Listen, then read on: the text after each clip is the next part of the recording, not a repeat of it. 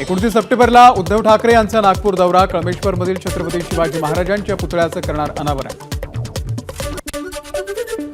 पंतप्रधान नरेंद्र मोदी उद्या वर्ध्याच्या दौऱ्यावर, वर्ध्यामधील कार्यक्रमासाठी 3 दिवस एसटीच्या 760 बसेसचं बुकिंग, जिल्हाधिकाऱ्यांकडून 860 विशेष बसेसची मागणी, त्यानुसार 760 बसेसचं नियोजन झालंय। धनगर समाजाच्या आरक्षणासंदर्भात सह्याद्रीवरती बैठक, एसटी आरक्षणामध्ये अ आणि ब वर्ग करा, प्रकाश शिंदे यांची मागणी, पुढची बैठक सोमवारी होणार असल्याची माहिती। मालवणमधील राजकोट किल्ल्यावरील पुतळा दुर्घटना प्रकरण, 6 आरोपी चेतन पाटील याचा जामीन जिल्हा सत्र न्यायालयानं फेटाळला। सिंधुदुर्ग विजयदुर्ग किल्ल्याला युनेस्कोचं नामांकन, युनेस्कोची टीम 6 ऑक्टोबरला विजयदुर्ग आणि 7 ऑक्टोबरला सिंधुदुर्ग किल्ल्याची पाहणी करणार। युनेस्कोच्या पाहणीनंतर जागतिक वारसा यादीमध्ये स्थानावरती शिक्कामोर्तब होणार।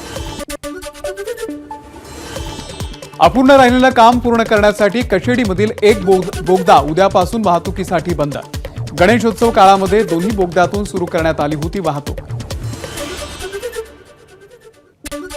मुख्यमंत्री शिंदेंचा सोलापूरमधील लाडकी बहीण कार्यक्रम उधळून लावू, सकल मराठा समाज समन्वयक माऊली पवार यांचा इशारा, जरांगेंच्या उपोषणाकडे दुर्लक्ष करून कार्यक्रम घेण्याला माऊली पवार यांचा आक्षेप।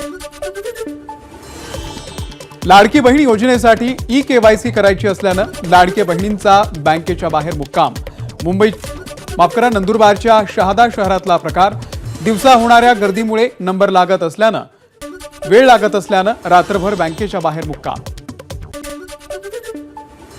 भंडाऱ्यातील स्टेट ट्रान्सपोर्ट बँकेच्या सर्वसाधारण सभेमध्ये राडा, बँकेच्या वार्षिक अहवाल पुस्तिकेमध्ये मुखपृष्ठावरती नथुराम गोडसे यांचं छायाचित्र लावल्यानं विरोधकांनी आक्षेप घेत सभा उधळली। नांदेडमध्ये लाडकी बहीण योजनेच्या श्रेयवादासाठी भाजपकडून साडी वाटप कार्यक्रमाचं आयोजन, साडी घेण्यासाठी महिलांची झुंबड, योग्य नियोजन नसल्यानं महिलांची नाराजी। नाशिक शहरामध्ये आतापर्यंत 703 जणांना चिकनगुनियाची लागण, मागच्या 15 वर्षांमधील हा आजवरचा सर्वाधिक आकडा, डेंग्यूचेही 140 रुग्ण असल्याची माहिती। एबीपी माझा, उघडा डोळे बघा नीट।